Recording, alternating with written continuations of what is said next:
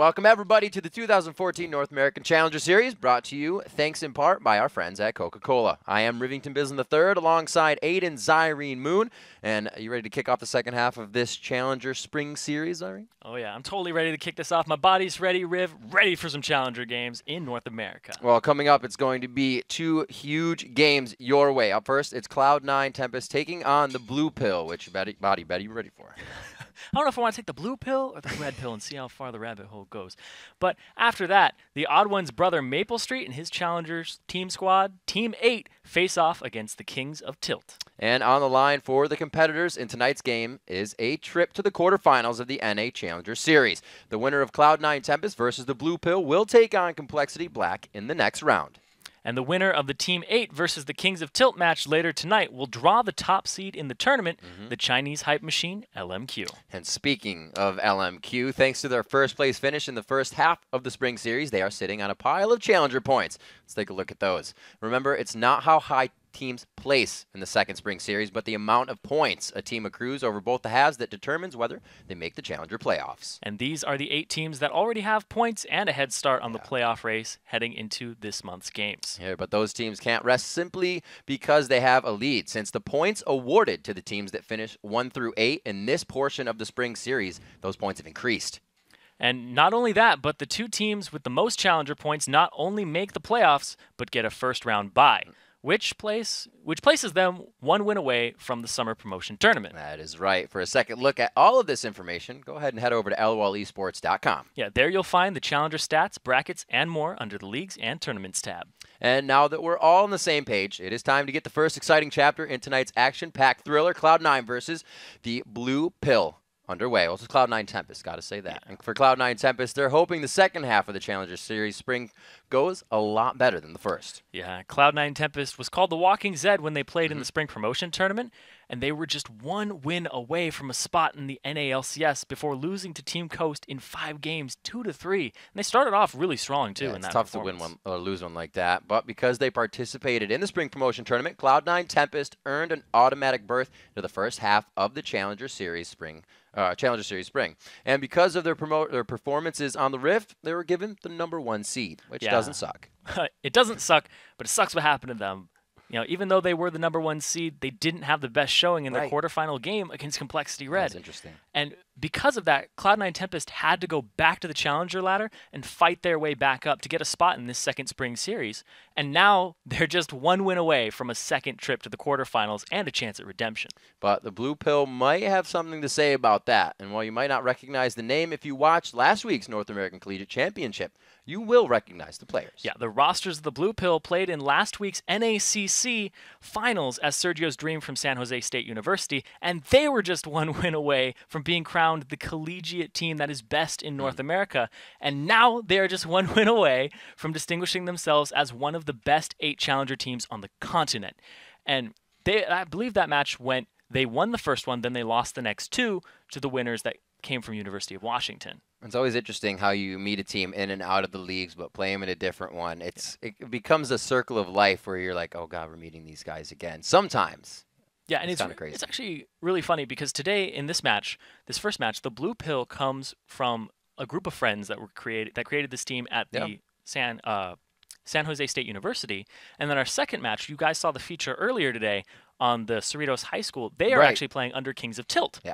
So the school community, just get a bunch of your friends together. If they're good at League, you know, you can make a team that actually makes Challenger here. I believe they were seeded #9 coming into this off of the Challenger ladder. So, you know, the Blue Pill, they're looking really good. They are going to put up a fight. And one of the things I talked about a little bit before was the fact that these teams really have the opportunity to go anywhere with this. Back in the day, doing esports was, you know, a lot of the 1v1 games. It's a lot easier to control yourself and what happens on the Rift. When it's a team of 5, you're all practicing as 5. People got to make schedules meld. It becomes 10,000 times harder if you've never tried it. Oh, my God. These guys have actually gone through a lot of trials and tribulation to get where they are, even now. Yeah, and you were talking about 1v1 skill matchup, and I actually want to focus on Bishu and ArcZ Slash a lot in this game. This is going to be a mid-centric game. That's a really good matchup. Bishu was Diamond in Korea, comes over here, he's Challenger, no problem, and he's a very high-skill player, known for his Orianna play and his utility champions that bring a lot to a team fight, and that's what Cloud9 Tempest is going to be looking for here. Whereas if we look over at the blue pill, Arxie Slash has a pretty similar champion pool. He has a Xerath, sharing picks and bans. Yeah. Right. Can't be using the Xerath. 4.2 is dropping today. No Xerath coming out. But with that, Bishu and Arxie Slash, both players that love to be able to outplay. And we actually saw that, just to recall, for Zion Spartan in his last game, going with the Jax. But he brought out Lee Sin for the first time in top lane. I love seeing players when they know in their mind, I'm going to outplay you, and it's going to happen a minute from now. They set it up so early, and you can almost feel it coming in the intensity of the lane that they play. And I believe you'll get that out of Bishu at Arxie Slash. These guys look for kills all game and usually have some of the highest at the end. Yeah, and if they end up getting kills in lane, they will transition it to other lanes and have that spillover. In a second. Oh, yeah, and they will continue to get dragons for their team and set up objective control. So the mid lane is going to be the focus here. And the thing as well with the blue pill is we saw them previously in the NCC, and now they're going to be playing not in a LAN setting. They're going to be at their house. They're going to be doing how a little different. Playing the comfort's there, but sometimes the communication goes away as well. Yeah, that's true. But sometimes in a LAN setting, it can be very noisy and a lot of nerves. But the noise pollution of your own team in a fight. Go, do this. Exactly. And they actually played against Cloud9 Eclipse on the ladder and beat them. So the blue pill beat them in a 17-14 match in kills. Wow. So they've actually taken them down on the challenger ladder on their climb up. So it does show that although this team is not as popular, not as heard or recognized, that they are a strong team. And it's really funny. I want to call back to this, that they all go to the same school. Usually you see like a team that's like, all right, we have 4 good guys going to our school, and we're going to outsource this one guy from, somewhere else, like Canada or, some other place. Yeah. And they're like, no, we're all really good friends. We're all really good players, and our synergy is going to carry us through this. And I want to talk about the top laner for the blue pill because he's a good Teemo player.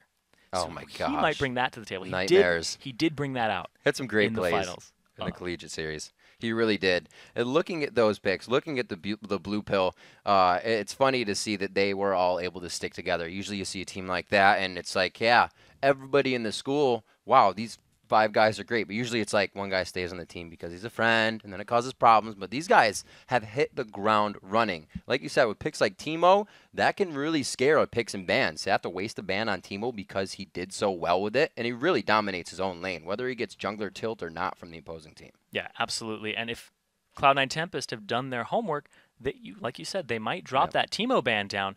And if they don't, he may pick it up because there are some champions up in the top lane like Renekton that he fares really well against. Yeah. He has to play back a little bit. He doesn't have the same wave clear, but he excels at objective control. If you get him in the top lane, he just wards up Baron, throws down the shrooms over and over and over again. By the time a team wants to do Baron, and they persist 10 minutes, those shrooms. Yeah. Time you get up there's like 30 in that area, and it's not a good place to be. Well, all the names on the blue pill are some we spoke about when they played. Executioner Ken was Feng Shen. So if you've watched the collegiate series, he has a name switch over there as we are into Champion Select. Bastion SJ, we saw some awesome Vayne play coming from him. We'll see if he actually gets that. And we are into Champion Select, so let's see what they have. And they are going to lock down a ban on Teemo. Yeah, so they don't want Papa Wheelie. And that's technically not a throwaway. It's just rough that you have to kind of throw that ban in there. Oh, okay. Yeah, the Teemo ban came out first. That's probably going to stick. Yeah. And so the guy had renamed himself Papa Wheelie, of course, because his name previously was a little... Yep. Yeah, but still, anyway. Not correct. Papa Wheelie is a really good name, though. And the way he spelled it, too, P-A-P-A, I like that. But so the Teemo ban directed at him. We didn't get to see anything else. But I want to take a step back and once again talk about Cloud9 Tempest, because they have been a challenger team even before that. Like, we want to go all the way back to their NALCS qualification, where they went 2-3 against Coast. They got further than any other team in terms of in North America in terms of the games that they had played. I mean, a couple teams took 1 game off of an LCS team. Right. Another team took Finding 0. a win here and there, but not them. Yeah. They took them to that last 5 games. And really, Cloud9 Tempest looked like a really strong team. And I was surprised, personally, when Complexity Red took them out. And I think they were Skyline at the time, and now they're Complexity Red. So they are looking for vengeance here. And both of these teams have gotten to a point where they are 1 game away from a victory. Yeah. They could have taken the North American Collegiate Championship for the blue pill, 1 game away from that. Yeah. And then on Cloud9 Tempest, Always 1 so game close. away from the LCS. These teams are so close and so hungry for competition, but they haven't won. And when a team has gotten that close and Yeah. you haven't actually grasped and held up that trophy, you really, really want that. You really want to stick together. And that camaraderie, if you can get through that and not blame people for a loss and just stick through it, keep your rosters, it's amazing. And these teams are something to be. It's one of the something to things watch I out for. love to see coming out of the collegiate play, now the challenger play, is what you're talking about, that hunger, the want for the cup, the want for feeling that win on stage. We've seen recently, you know, Hotshot step down, Reginald step down at the end of that process when, well, semi-step down, making a return now when he has to. But really knowing that, you know, they've kind of done their time, the want is there from somebody else, and that's what's going to fuel the team. They found that in Bjergsen. And it was a great job bringing Dexter over for CLG to find that. So it's always about finding that next thing to get the team going. And it usually becomes harder for the teams that have been together longer because they might have had a taste of the win and they're just getting back to it. But the new teams are so hungry, they're going to surpass those guys if they wait. Yeah, that's true. They're basically sleeping beasts. Yeah. If you wake them, oh, you just got to prod them a little bit. You got Getting up to that guys win. like Yuzuki, Bishu, them on a team in itself. Yuzuki known as a very strong top laner. He himself has tried to create teams over the years, but coming back to this one, we'll see if we can get this one going with Bishu and the rest of the crew. We're back into Champion Select. Timo Cassidy on the other side. Just as much hatred for each champion, but it's a love-hate. It's a love-hate relationship. So Yasuo is actually still banned out. This is 4.2, so some of the nerfs have hit him. He does get nerfed again in 4.3. But Yasuo is actually a shared champion between Arxi and Bishu. And the mid laners actually getting a little bit of what he wants here. Yuzuki locks in the Lulu, like you said. We see Locktran on Lee Sin. Papa Wheelie grabbing up Caitlyn. SJ really wants Caitlyn this game. It's not even something that's in his repertoire as one of the high-tier AD carry picks. Yeah, Altec plays a lot of Caitlyn, and that actually serves the purpose of taking it away from Altec and not having him, allowing him on that comfortable pick. And a lot of teams have put a priority on Caitlyn Sivir for compositions and for peeling backwards. Yeah. And the Lulu pick was left open for Bishu, and he has been playing a lot of that. If you look here, we have bans at Cast and Yasuo, both of the mid laners. So still available for Arxi/. They might pick something like a Gragas, who fares decent against Lulu, and we always talk about how she has no hard counter in lane. Yeah, we saw how well it worked against a LeBlanc today on the NALCS. That was some torture coming in from Link. Let's see what these guys can keep doing. Or, yeah, Link, was it Link? I'm going to get myself on my stuff Link here. was on LeBlanc. He was on LeBlanc, that's right. But he was against a Syndra. Yeah. I was already in the wrong game. That's okay. I had let it go. That's okay. Best in SJ might be locking into Mundo here. Arxi/. Probably going to get his own mid, but he would be showing it. So, actually may think against that blind pick. He is going to go for the support.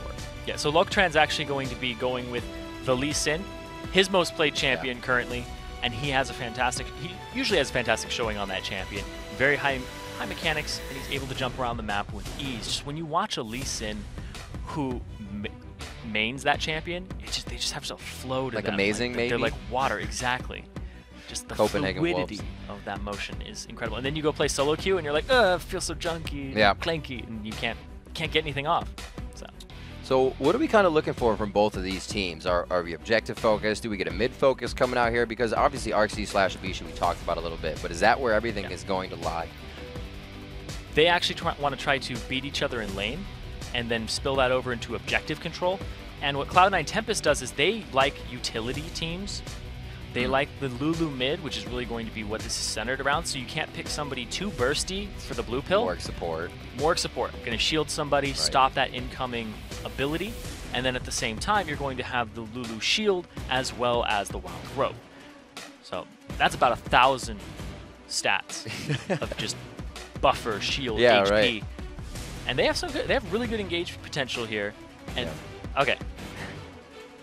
Executioner Ken does play support Veigar, but he does have Leona already locked in. And Arxi/, it's possible you could have picked that up, but the Gragas pick seems a little more safe. Yeah. He was talking about that previously, so yeah. Definitely good. I like the Gragas pickup. You are going to get a black shield on that initiation focus, so the cask may not do what you want it to, but they have an option to disengage or re-engage. And something even Chat and I were talking about is teams are so good at disengaging lately. Sometimes we get these games that are a few kills and 9 turrets down on each side because everybody knows how to get out of the fight so well. Yeah, and the black shield, like you talked about, it can be blown up. So once you get rid of that shield, it no longer gets rid of the effect. So you can throw a barrel roll in, and that would be enough damage in the mid to late game to just pop it off. Of course, you wouldn't get the attack speed slow, so I guess that would be the effect that goes off of it. People forget that the barrel roll slows your attack speed, but then you feel it when it hits. Oh, yeah. And the explosive cast just separate everybody. Why am I not shooting anything right now? It's so slow. 2 attack speed slows here. So in the top lane, we do see the Mundo Shyvana. Leona being locked in for a little bit more aggression, but it's kind of overall just nicely rounded compositions. Nobody trying to do anything crazy. We did see a little bit of the Morgana, Nidalee, and Lulu from Fnatic, but we only got the Morgana and Lulu coming in here from Cloud9 Tempest. But still, it becomes such a hellacious composition to play against. There's so much poke coming out, dark bindings, the Soul Shackle if you want to initiate. You're lucky to have hair at the end of the game. Yeah, and pull it all out. Just pulling it all out. And the supports, like the main role of a support in Season 4 currently is to be an initiator. To flash, get in there. We see flash Tibber stuns, people picking up distortion on their boots for the lower cooldown on that. And Morgana accomplishes all of that, and a little bit more. She has the defensive shield, the black shield for people, which allows some outplay potential. And with that team composition, you can just throw a black shield on somebody who's about to get solar flared, and they're fine. Yeah. Yep. Barrel roll, like you said, it can take it away, but it'll absorb that damage. So it's, for all intents and purposes, it's a shield that will absorb just magic damage.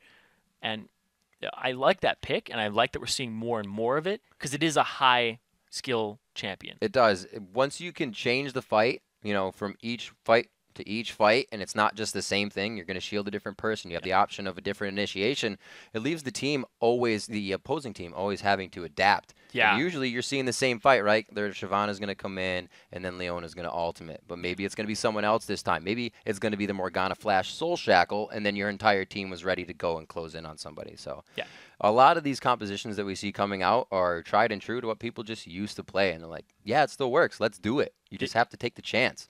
A lot of times, actually, I think it's funny when we hear the pros say, if somebody had done bad on that, like I think we saw Goong play Ziggs, and he did semi-good on it, but he came back in the late game. And I remember somebody saying in just a chat, right, they're like, if he didn't do good, then they probably wouldn't have tried to play it anymore in Korea because they didn't see the potential of a comeback and whatnot. There's heavy influence to see a pro in any scene do bad on a champion.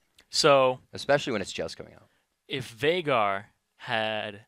or if Scar had done really well on Veigar, would we have just seen it all over now? I think that becomes a little more niche. Ziggs was in the pick where he was already being used in NA, but Korea was like, It's kind of like the Jinx thing, right? They used Jinx over in the Masters, and they actually won with it. And then they're like, it's cool. They haven't totally taken to it, but it's a very interesting concept. Yeah. That something can fall out so easily if somebody who's so professional did bad on it. Yeah, that's true. And like you said with the Morgana pick, we see it over in EU more and more, and now it's making its way over here into the NA Challenger scene. And it completely makes sense to me. I'm going to beat this over the head, but that Black Shield is going to be a crucial ability in all of these fights. And when they played each other on the ladder, Cloud9 Tempest and the Blue Pill, they played a standard game. No like cheesy stuff coming out. And actually, the Blue Pill was a little worried that Cloud9 Tempest whipped something completely different out today. Just something they hadn't seen. But a little bit of a sigh of relief here. Like maybe they've seen the Morgana before. But when you throw those wrenches into the wheel, it takes people by surprise. Like we were talking early Season 4, when somebody innovated something, they usually came out with a win. That's true. I mean, look at what happened all the way back at European Regionals when nobody was really playing Jace, and then Soaz was like, you know, I'm going to try Jace in this top lane and crush the entire tournament. We're Fnatic. What's up? We do new things. And then everybody's like, wow, Jace is pretty good. And then compositions were built around Jace. It's that concept of somebody has to just do good on it and show you that it can happen. And then everybody takes two. Glad thing the Teemo didn't blow up. Thanks, Hot. But yeah, Jakiro tried to do it too. Got a ban, so Papa Wheelie got a ban out of his Teemo. So, but it's cool that Europe is actually kind of the catalyst for what America's doing this year. Everybody always says Korea has so many cool things because they try it. It's not like they're the smartest and they do it. They just try it. And then it usually works well, which is why it's like Faker's Riven so much. Yeah, Faker's Riven. A few days coming into Worlds, and then they were able to play it. But with Europe, like you said, they brought out a Zillion. Jay replayed that on Millennium. We just had the Lee Sin top in North America, which was pretty sweet. Eve's now coming out again. I like it. It's just all these switch-ups keeps it flowing, and the game's never stale. Oh, I hope Jace comes back, though. I really do. It would be nice. I really want Jace to come back. I know you like Jace. He's actually my favorite champion, so right there next to J4. Hope he comes back, too. He's kind of mediocre. Broken Shard still loves J4. He's a good champion. Okay, so Broken Shard would play J4 if Elise, Kha'Zix, Wukong, Pantheon, and Vi were But all there's off still the a love table. there from him. There's just like, he always keeps J4 in the back pocket. It's kind of one of those champions. Maybe That's like deep in your back pocket. That's like... He's wearing cargo pants, all right? He's got a few pockets. Find the zipper that has the J4. It's all the way down there. Yeah, it's going to take a while for him to get to those picks. But I liked it. J4 kind of made a comeback. When Olaf made a comeback, you're like, well, if you can't get out of the pit, then it doesn't matter if he can run around anywhere. It's interesting to see what these players have to come up with. I'd like to just kind of sit in on one of their kind of talks and be like, why did you decide to come up with this first? You know, why were you the dudes to do this? They'll probably sit there and go, I liked playing it, and it was fun, and That's it worked. always the answer when you think you're going to get something awesome out of the interview, Yeah. and you're like, why this time? Oh, I felt like going back to it. Yeah. And you're like, well, I got to take it. That's the true answer, you know? And it's interesting to think that. You're like, wow, there's going to be a great answer here. You know, they practice it for a week ahead of time, but really, it just felt good. Quality of life change or quality of life play. Yeah. Easy mentality when you go into the game. And so sometimes there's an ability that's a little overlooked, like Veigar's Event Horizon, 2.5 second stun. Yeah. I believe it's the longest CC in the game that isn't an ultimate right now. Longest Yeah. hard CC in the game. Right, please. How'd that get by? It's AoE too. Been there for so long. We're going to be getting into the game here. Cloud9 Tempest versus the Blue Pill. The Blue Pill kind of means that you just want to not know about the secrets. But let's see if they can get down the rabbit hole with the Red Pill this time, because they are on the red side. And you know, do they want to keep that ignorance? Do they want to keep that bliss? Yeah. Well, then they got to keep their tournament life alive. The Blue Pill. That's right. Yep. Hopefully they swallow that one down, and they. You know, it's a best of one. Wake up in their beds tomorrow morning with a victory. Oh, yeah. Nothing the worse. Nothing better than that too. Yeah. You sit there and you're just like, you know what? We took out Cloud9 Tempest, and you know they're not infallible, but they have been looking very good lately. I believe in the NACL they gave LMQ their first loss in a tournament setting. So Cloud9 Tempest, and they have something to prove because they got knocked out early in the last Challenger Spring. See what they do. The Blue Pill's definitely looking like they want to make some sort of a move. They're not setting up the line of scrimmage, which kind of leaves them open to any invades, which they're lucky that they're avoiding here. But it just looks like they maybe have a kind of a homework set up here. That Cloud9 Tempest may have had some invades on the bottom side of the river there. And it looks like just standard line of scrimmage here for Yeah. Cloud9 Tempest, but the Blue Pill. And they've told me that they don't like cheeky level 1 plays. They like standard. And even if they do it to somebody else, they hate it. They hate it because they're like, now the game is on a completely different level. We're No not rush, actually 5 going to- minutes. Yeah. They're like, we're not actually playing against a team on an even setting. We're behind. Or even if they do it to somebody else, they hate the feeling even if they get a victory because they're like, we didn't win in a fair, square game. We caught them out early, and then we just snowballed that. So... You know, I have a lot of respect for them for that mentality. But of course, everybody's very ruthless. If you have a tournament life on the line, best of one, anything goes. Yeah, that's also very scary because more than not, a league game is completely conditional. You're not going to get a standard matchup all the time, so you've got to be able to adapt and have those instances where you're adapting more than not. We saw, you know, in the past splits for the NALCS teams, games were going really fast. Teams kind of hop out of a scrim early, right, when they don't like it. So nobody had the late game. Nobody was playing the late game. And when we got to late game, nobody could finish it. That's a little bit different this year. It's good to see the teams actually playing out these scrims and really trying to get every bit of information out of each other. Right now, Bishu is getting the information that he's got his lane 1 at level 2 to level 1 of RC/. Oh yeah, Gragas does not fare very well. He has to melee to last hit or expend mana to throw out the barrel roll. Which he's going to do right there. Get a little bit of harass and get some mana out of Bishu. It's a good trade, but of course you don't want to get very close to a Lulu when she's level 2, you're level 1. Or I guess anybody in general. It'd be absolutely terrible. It's a nightmare. There, we see the Blue Pill getting level 2 in the bottom lane at the same time. That comes in for Altec Loctran. and Glebe. Loctran looking mid here.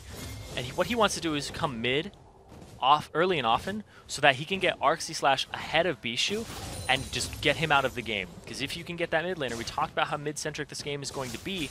If you get that that utility mid laner low and keep him down, you're going to allow your bursty mid laner like Gragas to roam more often and to get dragon control. And that actually looks like what Kez will be doing here too. And with, as you said, the utility comp that Cloud9 brings to the table, once they start doing that roaming, is it going to work out if they don't have all the utility at once, or do they have to be in fights? See, the thing is that utility comps like this, you can defend one person very easily with a Lulu, or, you know, get the, oh, Loctran going really aggressive. Be all right. So he's really just trying to snowball this, and even just damage like that on a mid laner can turn a lane completely around. We'll see how they start to come. Only 5 minutes into the laning phase, and right now he's doing all right. Bishu 21-16, but RxC is able to get up to level 4 as well. Keep that full charge on Drunken Rage up. Like we usually see in the top lane, the Renekton or the Shyvana pushing in the Mundo. Papa Wheelie is going to be hanging out under the turret, and it looks like Kez wants to make an appearance. Yeah, Kez is going to go ahead and go around. Ganking a Mundo is difficult, but we always see it pre-6. We talked about this last time as well. Papa Wheelie, oh, he's going for a ward. It's going to be, ooh. Oh, Kez. I think he was tying his shoe there for a second. Didn't want to go in, but they really don't have too much damage in that top lane either, so they would have been a hard kill on Papa Wheelie, but look, Tran. Snuck his way in this bush. Very, very patient. Yeah, he hasn't gone. Altec was standing right next to him for a good 2 seconds, and he could have hit that. I guess he's just going to hold off here. Opportunity somewhat missed. Glebe getting very close. He's going to take damage on that, but he does get the black shield down for any kind of crowd control that would have been brought down. Loctran was very close to being in turret range. Yep. If he didn't feint backwards right as the Dark Binding hit, he may have been in range for a couple shots. Still hear pings going down on the backside. They say that Loctran is in the bottom side of the jungle. We're going to see Azuki happily pressuring a little bit harder on Papa Wheelie in the top lane, and Bishu has not gone back yet. And actually, there he is. RxC hasn't either. He was just doing some wraiths. So Loctran has actually sat around in a lot of lanes and absorbed some experience. Yep. A lot of trading. Absorbed some experience. So he's not that far behind Kez, and they're equal in CS, and Kez hasn't made the same showing. So they are actually on par to both be level 6 at the same time. And Loctran, Lee Sin's ganks are more skill dependent, more setup dependent, whereas Kez is point and click. I'm going to come straight in there with Assault and Battery, Vault Breaker, close that distance. Right. Lee Sin basically does what Vi does, but it takes him more skill shots. These shield compositions coming back in. Always remember the Kayle and the Wukongs getting the intervention cyclones. And now we got Vice on the assault and batteries with the black shield on them. Pretty nice compositions that people figured out how to use. So that even brings Kayle back to could be used in this comp. Very interesting. 8.3 to 7.9 is Yuzuki. 48 to 41. Papa Wheelie doing a great job as he misses 2. I was going to say he's farming under the turret well, but he proves me wrong. And you were just talking about the shield comps and Kayle coming back. This is 4.2, so Kayle took the hit to his AP oh, ratio yeah, the Q on Reckoning. now to 0.6 from 1. Yeah. Oh no. It's enormous, right, but it still feels about the same. But yeah, we put it into more utility so that now he has the Divine Blessing increase. And you know, the healing is still a great utility tool. And also the fact that Lulu on the rise here, and even if it was a Lulu support paired with like a kill, like we saw yesterday with J-Ree. Yeah, J-Ree. Always J-Ree playing different stuff. Ugh. Was that J-Ree yesterday? No, the Zillion was Zillion was definitely J-Ree. Let me see, Loctran placing a ward in over at the blue buff. Kez sees that and he just wants to gain a little bit of ground. He says, we're fine, we'll get a ward of our own down. Blue buff safely going over to Bishu. This is going to be very good for him. RxC has obviously just been chugging up on that Drunken Rage to keep himself in lane. Loctran not 6 yet, but all right, neither is Kez looking over on the other side. Yeah, he's a little closer though. And they're still going for this aggression, and oh, there's a ward. There's a little bit of a peekaboo. Can't get the ward over. That was just one Glitter Lance. That was about 250 damage. The plays that Loctran has been making all game are very desperate. You can tell that he wants to gank Bishu and shut him down, but it's not happening. And every time he wastes a little bit of time, if he continues to do this, Kez will have his number and know that other lanes are free to gank, other lanes are free to snowball. If he leaves Bishu to his own devices, and Loctran going for an invade here. He's going to get caught. Oh, very nice Q coming from Kez. The shield goes down. They got a lot of mitigation on the HP there. Oh, man, it's going to be Loctran the last few hits and a great diversion by Bishu to get out of the fight. Bishu's going over now. Level 7, the Assault Battery stops RxC and Glebe Glarb trying to come down from the bottom lane. Just misses that Dark Binding. Wow. So Kez gets the kill there. The Wild Growth was used on him for the knockup, and Bishu had to flash away. It was a good flash. The Sonic Wave did not hit, so no resonating strike. Follow-up by Locktran. And then off the kill, Kez hit level 6 for the Assault and Battery to put a little bit more lockup onto Arc-C Slash and allow Bishu to get away cleanly. Talk about right place and right things happening at the exactly right time. 9 minutes in here. Looks like Smite will be used. I don't know. We see Locktran coming down for a little bit of an engage here, but I don't know if Dragon will actually come off of this. So an easy smite down by Kez. He takes red. Locktran's going to be calling over Arc-C Slash. They'll try to get themselves back in a situation and return that first blood. Yeah, the gold isn't too much disparity between them currently. Not even 1,000. It's just the CS and that. And a Dragon. They do, though. Okay. So Kez is still in the area. His smite is not up. It does have a 40-second cooldown, so it's lower. And oh, trying to get onto Bishu here. Wow, like you said, a lot of desperation in these engagements. It may not be enough fully. The Wild Growth is almost about to come up. It's so close. The shield maybe even. There it is. He could save himself here, and they turn it around for a kill. Right time, right things happening at the right second. Literally the right second, but oh, they're turning around. Oh! Okay, so that one was a bit wrong. Good play, good turnaround. They finally pull back a kill. Now 2-1 here at 10 minutes. Is that confidence there? Kez was out of mana because he hasn't backed ever since he got the red. And that original fight with his Assault and Battery didn't have it available for this time, for this one. And the Dragon, you know, it's still there. So it's a little bit of a victory for Cloud9 Tempest. They stopped the Dragon from the blue pill. That was a good play. TBP, the blue pill, knew that they were really going for an engagement on that. The Dragon wouldn't be there. Don't have too much damage yet to take that out. We did see that Meteos went for a Madrid's Razor. Not this time for Locktran. You can see the Spirit Stone already. And a great game for Kez. 2-0 already on that Golem Spirit. Oh, yeah. He has 100% kill participation, both in the mid lane. Yeah. So nothing has happened without both of them being involved. Mid lane centric. Exactly. That is where this game is being focused right here, and that's where the blue pill's focus is. Yazuki's on an island by himself. He's out CSing. Then Altek in the bottom lane is out CSing the best in SJ. Even though it's a Caitlyn and has that extra range, the 650 over the 550 of Altek. But now, once again, Bishu! Yeah, it looks like he wanted to get himself in his position, get something down. He uses that regular ward out. Oh, Locktran! Very low. Pick! He's good, he's good, he's good. Oh, Arc-C Slash waiting, gets him with the denting blows! Oh, sometimes it's not good to be a big man. Ooh, the excessive force goes through him and ends up hitting him. It's all right. Ability names are difficult. They really are. They're like, think about it. Everybody has pretty excessive. 4 plus a passive, and there's 100 and what, 17, 18 champions in the game. Oh, that's like so many. It is so many, like over and that 500. was so much pursue put in by Kez, if that word can be used by itself, because he did just keep pursuing for that kill. Got himself another one, and now they're going to be the ones to pick up the Dragon here 12 minutes into the game. Now a gold lead of 2.4 thousand at 12 minutes. Yeah, and I talked about it in the early game, where if you get a kill mid, you're going to turn it into a Dragon for your team, and they do exactly that. We saw Kez, he sniffed out Locktran's strategy here. He knows he's going to be visiting the mid lane and continues to counter gank over and over again. And I think Locktran threw his hand on the table a little early, and Kez sniffed it out, said, you know what, if you're going to keep coming, so am I. And he's been coming up big. Usually you see a Vi go that big that early, and they have the Lizard. They have more damage coming in after that. But this guy, mobility into tank for his team. He's looking to really get the lanes going. Yeah, and the other lanes on the sides, they haven't seen anything, but for the blue pill, they're both behind. Which means if the game continues at the pace it is, the blue pill, you know, they might have to swallow a blue pill and just live in a fantasy. Yeah, because that's the best thing for Kez. Then he always has to focus on the mid lane. Yeah. And like we've said, that's where the game is going to be focused the whole time. 3-0.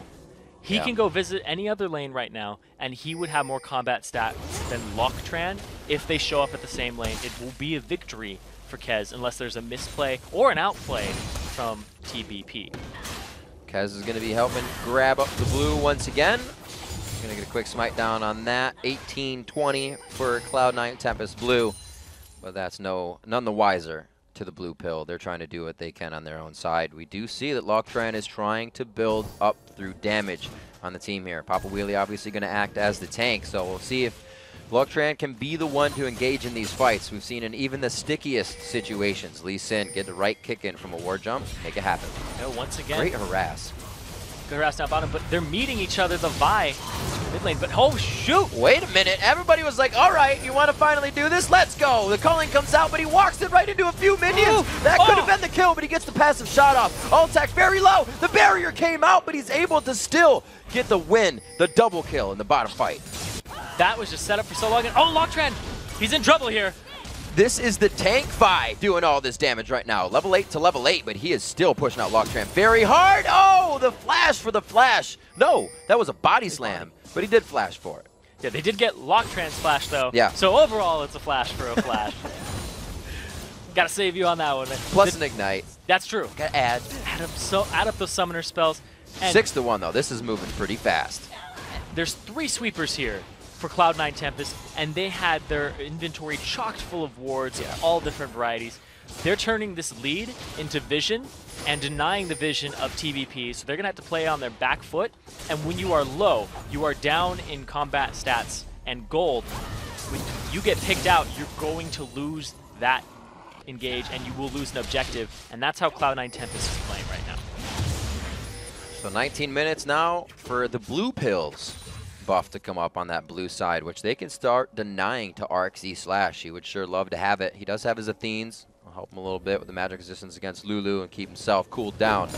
Right now, he's been having a tough time, at least in the aggression. He's been keeping alive. He's good in CS, but right now the roam of Cloud9 Tempest far surpassing what RxE Slash can provide for his team coming up. Yeah, and Yazuki, he's up in the top lane. You know, nobody has come to gank him. He's still doesn't even try. 31 CS up, yeah. And now he gets to roam around the jungle. If a red buff comes up, Shyvana can take it very easily, and it's just warded all around there. So, if you, 6 wards, 5 of them placed offensively on the side of the blue pill. They're not even worried about their own jungle because that's not where they're living right now. They're in the blue pill's jungle. Yeah, and here's the red buff contest here by Yazuki. He knew that timer was coming up. And look, they feel so confident they're in the jungle. Pink ward goes down right after. They know they can hold the structure down, start lighting that puppy up like a light bright, and then they will have that hashtag no fog to work with. It's pretty crazy, especially when you got Kez. Oh, here they go on Loctran. Oh, that was a double vault breaker. Very nice job. Loctran gets hit up very hard. They want to try and get that Hoppy around Lee Sin out. They finally do. Loctran goes down. A lot of focus just for him, but it looks like each fight is an easy focus fight for them now. Oh. He still has the culling available. Ooh, good flash there. The fadeaway culling isn't quite hit up. Style points. Style points indeed. Yep. Cloud9 Tempest, they're looking at mid lane like it's already theirs. A very nice black shield there within the time of Zenith Blade to the stun of Daybreak. That was great. So, well, we were talking about it earlier. Yeah. If you haven't played against it, it actually works very well against Leona. You can harass her with auto attacks in lane, and if you see the Zenith Blade come out, just black shield yourself. You won't be rooted. You can just walk away, and the shield of Daybreak won't stun. So, great rotations here by Cloud9 Tempest. They've gotten a tiny bit of a lead, and they just keep snowballing it, and Loctran has been completely shut down 0, 4, and 1. 0 turrets worth of gold on the side of the blue pill, which means Cloud9 is just working with so much extra money. Map control, the wards are in their favor, and everybody's remembering to pick up more. I've never seen a team faster pick up 3 sweepers. We are 17 minutes in, but that happened quite a few minutes ago. Yeah. And they have been in the driver's seat since. And look at how many wards are in the inventory again. Yeah. They place them down. They're ready to just get more out there. Dragon is up in 15 seconds. And, you know, it's a Mundo with no TP, which is something else that we haven't touched on. Because if Shyvana starts making his way down there, it will be almost a guaranteed Dragon, because Papa Wheelie, it will take him too long. And Ken caught out of position. Pete's a Dark Binding. Ooh, good dodge on that. He should be all right. Kaz is going to put on some good power, but they do get the ace in the hole, so a little back and forth here as they try to soak up more abilities out of each other through this fight for the Dragon. Altic, he's just putting on the fancy speeding animation for a bit. I stand still, but I go fast standing still. Oh, he goes fast with that too. That trap kind of stopped that all from happening. Very nice job, but they still get a nice engagement onto Best in SJ. He is not getting anything that he wanted this game. 3, 0, and 0 for Alltech coming in on Lucian. He canceled the culling, said that wasn't a great angle, immediately cancels it. You don't have to go all the way through with it. You see too many Lucians, I'm facing the wrong way, but I'm going to keep using it. So sometimes that extra, you hit the passive back, and it's going to give you more damage than the next few shots. So it can always be conditionally missed. 8-1 is the score. The blue pill looks like they're gasping for air at this point in the game, but we still have quite a ways to go. I don't know if that's good for them or not right now, but they need to make some moves. Having a Gragas, that means, and a Mundo, you have a little bit of objective control. Like you said, without the teleport, it's hard to organize that. Yeah, it's very difficult, and I do give the objective control advantage over to Cloud9 Tempest, because Glebe Glarbu on that Morgana, so much zone control with the Soul Shackles, he can catch people out that try to engage, keep Lee Sin at a distance if he lands the Dark Binding, and there's just so many things on this team that set up for great objectives, and they don't even have to go after them right now. They will just fall into their hands after they get these kills on the blue pill. And the blue pill has really just been giving them up to him because of this vision control. 3 sweepers, 3 pink wards in the inventories here for Cloud9 Tempest. They are just looking to run away with this game. Very interesting. How often do we see two teams actually bring out a sight? Actually, wait a minute. Yuzuki's pretty big trouble right here. Oh! What a kick to the jaw right during Dragon's descent, but they both go the same way. This could actually be quite tricky. No, it's not. I was looking at the bottom of the mini-map, and nobody else is coming out to help Yuzuki out. The Ignite, the kills, and the finalizing, the securing that one. Blue buff, again, going over. They have the time on that. It does not go to RC Slash. Cloud9 could be in a bad spot here. Right onto Glebe Glarbu, but he throws down the Soul Shackles, and the rest of the team is there. The cavalry arrives all the way back to RC Slash, the Wild Growth as well. The team of utility can keep going with the shields on. Alltech helps with the damage on his end, and he fulfills the bargain. There's SJ going down, the best in SJ that is, with the double kill. That's not a support Lulu. He's got a Lich Bane, and Locktran, he's out of position here. He's a little too far forward.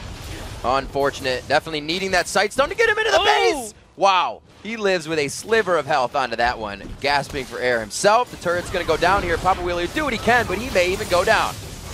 Ooh, this is bad. When you pop in a wheelie, you want to stay up. You don't want to go down. Nope, that's true. That's a very good point. Exactly. That's why So I picked he stays Mundo. up. He's on the back wheel. Hasn't died yet. Little swag points there. 13, pretty good level. Mid is 13 as well, and that's what we're looking at for an average of your real damage dealers in those solo lanes right now. Level 13, the junglers sitting around 11. And Alltech's done a nice job with those kills of actually keeping on par with the solo lanes.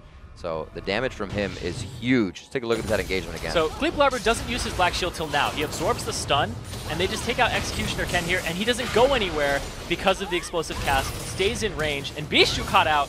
Ooh. That was that. I hope this flash heals me, but it didn't. I think he was backing. No, yeah. We saw that Papa Wheelie was going after him earlier. And yeah, it's that flash. The panic flash that might save you. His Wild Growth was used with this. Yeah.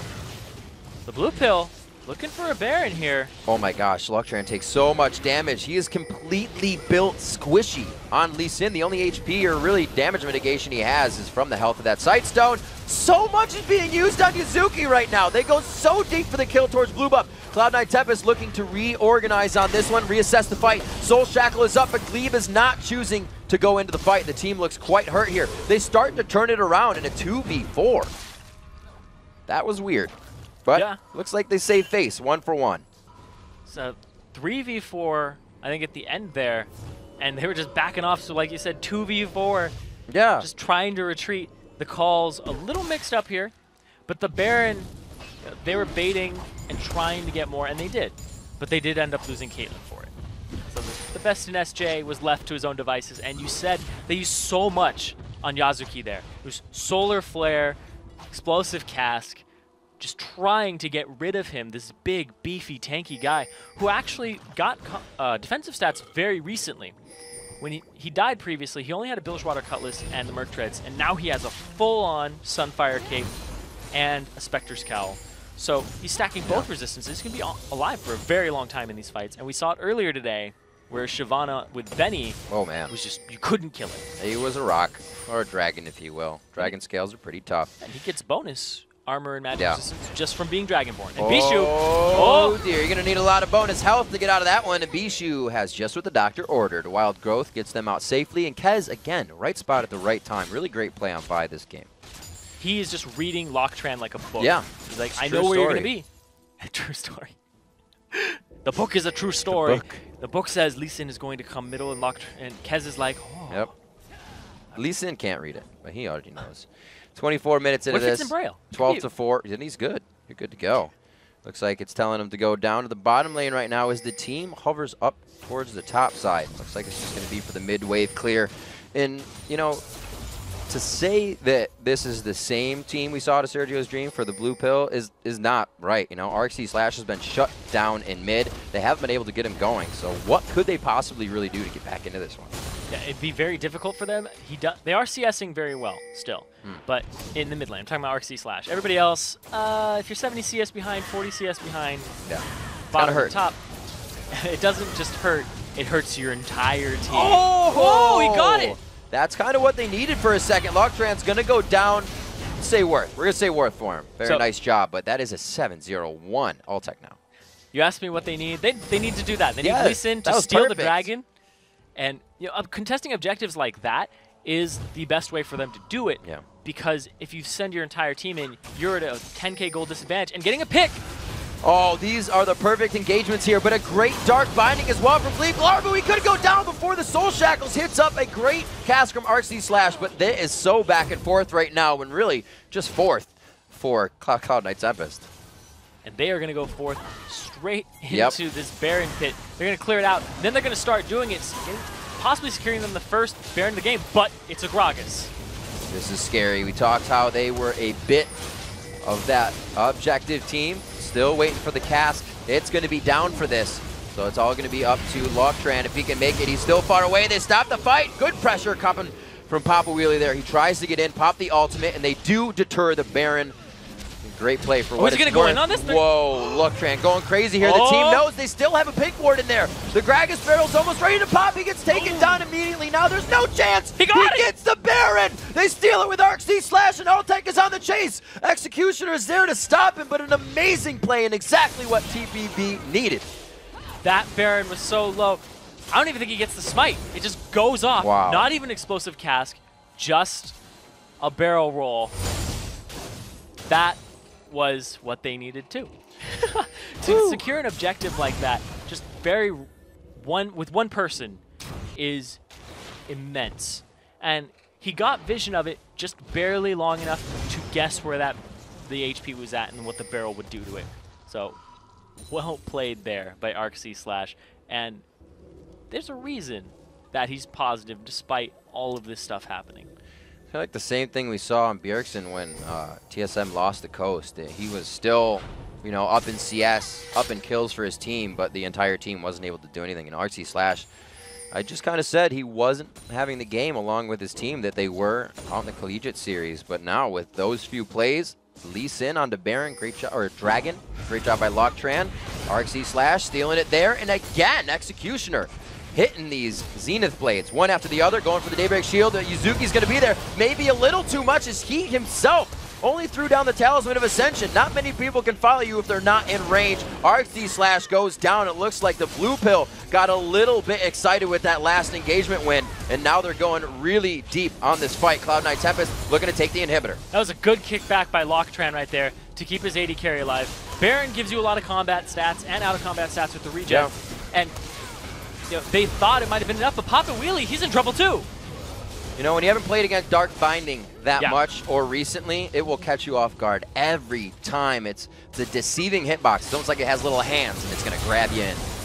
Nexus turret's going down 27 minutes into the game. They actually stopped that one because the culling started, and everybody kind of stopped on the turret. But the first one goes down. That's going to be more kills onto Locktran. A great game coming in from Cloud9 Tempest from one side to the other. They kept vision up this entire game as they kind of dance around the Nexus right now. A few kills going on to Best SJ. No, they won't get the kill as they go back and forth. And Best SJ, they might get it. They do. Going for the ace, going for the KDA. Yeah. Should just show their opponents later on. Look at that. 13-0-1-4. Ain't nothing. For Altec. What an amazing game there. Lucian is really like a third pick for him coming into AD carries, but they played an immaculate game. Took the Caitlyn away from him. He's like, you know what, I can play Lucian. Yep. That's fine.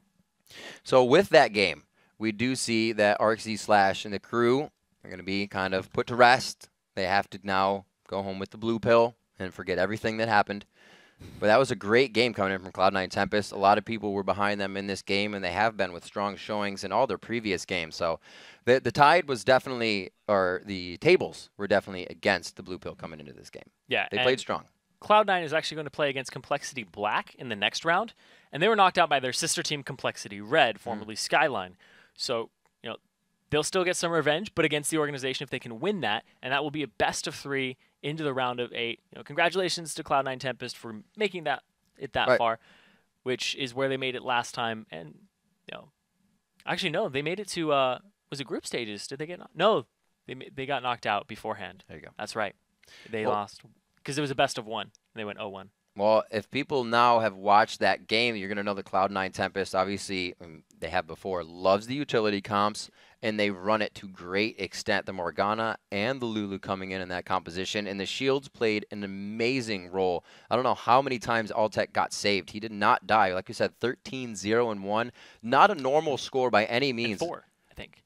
And 4, yeah, sorry. Just a huge KDA there. Not a normal score by any means for one person to have. Especially when the fights happen that often, you're going to be assists are going to be happening more, but his damage was so high at that current point of the game. Like we said, he was on par with the solo laners. Usually the AD carry and the support, or support's 2 level high, AD carries 1, but not the case this time. Yeah, they left him to his own devices. Locktran was constantly mid lane, and nothing happened in the bottom lane, and he was just constantly going aggressive, constantly getting kills, and the Morgana really paid off. And like we said, when somebody brings something out that's innovative and you don't know how to play against it, that's what's going to happen. Cloud9 locking down, or Cloud9 Tempest locking down the utility team, and really a great game of vision brings them to victory. We've got to take a quick break, but when we return, it's time for our second challenger game of the night. Maple Street at Team 8 versus the Kings of Tilt. Don't go anywhere. We'll be right back.